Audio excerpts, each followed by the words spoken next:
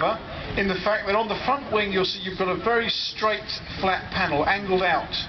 The normal one had a nice curve here, it was very vertically aligned, but this one slopes right forwards like this, and I believe that this one is made of steel. This one's made of steel, not aluminium. So I'm going to ask the driver to tell you why his vehicle's made of steel, not aluminium. I think because in Britain there was a shortage of steel in its time when they built the Landrover for the first time, and in Belgium we had enough steel, so they built it from steel. Cool, well there you go, that answers that one. This is a licence-built product built in Belgium. The idea of a licensing thing is that you don't have to build them and ship them, you just give somebody else the tooling to put the product together. And like the gentleman said, in Belgium they had no problem finding steel, so their Land Rovers became made out of steel. Like I said, that's the Minerva version right there. Based on the Series 1, but with certain in-country modifications. Oh, the passenger please, look. Oh dear. Oh no. Oh dear, come on Terry, tell us all about this Land Rover. Bet you can't. Yes. Oh look, no one wants to talk. Well, this gentleman came in earlier on with this 101. Basically, to cut a long story short, it has been severely stripped down and rebuilt. It's been out to Northern Ireland, it's done its bit for the British Army, and now it's languishing in loving care by the gentleman who owns it. He's converted to LPG, so all the people out there moaning about V8 engines and gas guzzling, not this one, runs on LPG, same as mine, and they run very well on LPG, believe it or not, but the exhaust smells a bit funny, doesn't it? Nope, exactly. Starts and runs all the time on LPG. So like I said, it's very showy and shiny, and I did question the gentleman earlier as to why he's not in the mud like everybody else. He's got a show to go to on Saturday in a parade, and he wants to keep it nice for that, and I don't blame him. Was that alright? And tell Terry, no, you're not talking next time. Okay, so that's the 101. It's got a forward control design, which means that the driver is shoved right to the front of the vehicle. This maximises the space behind for the load carrying capabilities. These were used to tow around guns, they were used for ammunition storage, troop carrying, basically anything you can use a flat surface for, these used for. But being that the driver's shoved right over the engine means he's quite cramped in there, they're not easy to get in and out of. But you have maximised your load space. It's essentially one of these with a different set of chassis rails and the driver put here. Alright, but this hasn't got a V8, sad. This is a Series 3, long wheelbase, soft top Land Rover. Would you like to talk about it? I don't know much about it, but it was my late husband's. He bought it from the auctions. And due to my disability I've had it converted so that I can drive it, and apart from the fact that she's actually quite rare due to her being a RAF vehicle instead of actually the army, but she didn't do a lot while she was serving. She was pretty much used for de-icing runways and carrying troops up and down the runways, so she had a pretty easy life in it. So we got her, she was quite low mileage, and we're trying to keep her that way. And my partner now has just spent the last few years restoring her, and she's actually only got her MOT 2 days before we travelled, so she did well. Cut it fine, yeah. Well, brilliant. Well, there you go, you see. Just like our registered disabled driver who drives the Centurion tank, this lady here as well has got this Land Rover so that she can play. It just goes to show, if you really want something, there is no barrier in the way. Is there? Well done. Well done. Right, now we have a 110.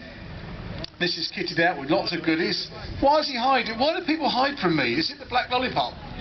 Oh, people are scared of the black lollipop. He's got lollipop envy. 2 queens? Oh dear, the tone lowers every minute, doesn't it? Anyway, tell us about the vehicle, please, sir. It's a 110 long wheelbase. I've had it about a year. Well, basically I come to the War and Peace last year. 2 weeks later I've gone out and bought one, and here I am today, really. I got the bug big time, as you can see. We call it green disease in the trade. When you come to one of these shows you suddenly go, God, that looks a bit of fun, I'm having that. Then you've got green disease. Yes, but in this case, sand disease. Well, you want to buy a vehicle like this? The stalls. You want to buy clothing like that? The stalls. You want to buy some camo net? The stalls. It's all on site, so whatever you want to buy, it's here, as long as it's legal, of course, and safe. Right, now we've got, is this a Wolf-alike? Ah, a Wolf-alike. Now, Land Rover's progressed through the ages, as you can see, the different shapes and sizes, all the different things that go on. The 110 Defender came along, and then they decided they wanted to buff it up a bit. They wanted a bit more chunk into it. They wanted something stronger, so they came up with a Wolf. Now, it's very difficult to get hold of a real Wolf because they're on lease to the army. They're supposed to go straight back to Land Rover when they're done with them. But you get a lot of what we call Wolf-alikes, which are built up to replicate the Wolf. It looks very similar, but it has a lot more bolt-on goodies which address some issues that have been found in the theatre. The hardtop is a bit taller, so you've got more room in the back. It's got a full roll cage in it because, of course, aluminium squashes easy, and so do the troops inside. And things like these bolt-on vents and things, and the snow scoop on that side, prevent water ingress into the vehicle when it's going off-road and doing some nasty stuff. But apart from that, it's a heavy-duty Land Rover with heavy-duty springs and some stiffening in the bodywork and chassis. So there. Would you like to talk about this one with a nice big gun? Because that's what people are looking at. Do you want him to bang bang his gun? Yeah! As long as you face it away from the crowd, you can bang bang your gun. How's about that? Hang on. Oh, bloody hell.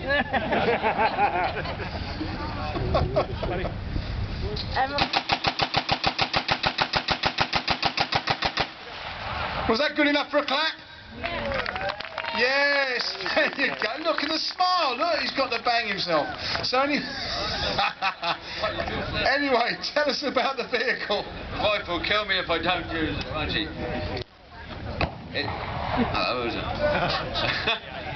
It's 1976 Land Rover FFR. It was totally dead when I bought it. Been hit under trees for 6 years. Rebuilt it 4 years ago. Been coming here ever since. And it's now done as REME Light Aid Detachment Vehicle. Short and sweet, but with a burst of gunfire. That's always the way to go in this arena. Now, as you can see, bolted all around the vehicles, they've got winches, bull bars, they've got ancillary equipment, because of course space inside is at a premium. So if it's not affected by the weather too much, very often it was bolted or strapped to the outside, which worked great until you hit big bumps and things start to bounce off. Right then, let's have a look over here, because, you know, guys are okay, but when it's full of lovely ladies, with military world in certain places you're not supposed to look, then we have to come to this vehicle. So would you like to talk about it, madam? I don't know nothing about it. Oh, you're stuck with the guy. Yeah, you're stuck with the guy. Well, it's a 110 Land Rover. It's got 2 general purpose machine guns on it, 2 SA-80s between. 2 lovely girls on it. And that's about it, really. Oh, he's being modest, he's being modest. Some of the features that you probably can't see over there, because this is an open top vehicle, all the electrics on the dashboard are vulnerable. So to save having to go through putting in waterproof electrics, they've actually got a cover which covers the entire dash panel right the way across, so that the driver still has visibility of his instruments, but it's also protected, because he's not looking forward much anyway. Look at him. God, dear oh dear. And now we move on to some more specialised machines. I'll hand you over to the driver to tell you about his, if he can take his eyes off of that one. 1990 Golf War Land Rover V8 high capacity pickup, as used by the Special Air Service in the first Gulf War. Crew of 3, driver, commander, rear gunner. This one's fitted with GPMG in the front and Mark 19 grenade machine gun in the rear. Fuel containers in the back, water containers fitted to each side of the cab, with a gross all-up operating weight of around about 3,300 kilos, fully laden. Behind the lines work, out for weeks on end with a resupply in out on operations. Well, there you go. You said, I told you, always ask the drivers for the good stuff. I can tell you about the Land Rovers, but they can tell you about what's on them and what they're going to do. Now, we've got one here very similarly kitted out. Would you like to say something about your one? pretty much the same as that one, apart from I'm mounting a Milan on the top rather than a rear-mounted machine gun. So, and we've got a dog. You've got a dog. You can see in the back, even the dog's camouflaged brown. Look. Now that's dedication. That is. That's dedication. Now we come up to another 110. Now you can't see inside, but he's got all the radio kit inside this one. Big speakers by the looks of it. Yeah, that's the stereo. That's the stereo, is it? Now the thing about Land Rovers is you have to have a loud stereo. It's law. Because after you get to about 30 or 40 miles an hour, you can't hear a normal one. Okay, so you have to have a loud stereo. Tell us a bit about your machine, sir. This is a winterised 110, so it's got radiators in the back for cold climate. It's even got its own heater in the engine compartment for when it's off to keep the engine warm in sub-zero temperatures. Basically, other than that, it's a box standard 110 ton. Cool, there you go. Looks cool, but it's very warm. Do you like that one? Fully insulated. Oh, I love your hat. I love your hat. Would you like... Oh, I'm going then. Would you like to tell the crowd about your vehicle, sir? Landrover Airportable is used in the Dutch Army from the mid-70s till mid-90s. 2.25 litre diesel engine, which is underpowered, of course. But it's a fun thing to drive and tinker. I drive it all the way, and low ratio, second gear, you'll get anywhere. Even from Holland? Even from Holland. Cool, give the gentleman a round of applause. He drove this all the way from Holland. And he's got a tip-top hat. I can't believe it. All right, now we move down to...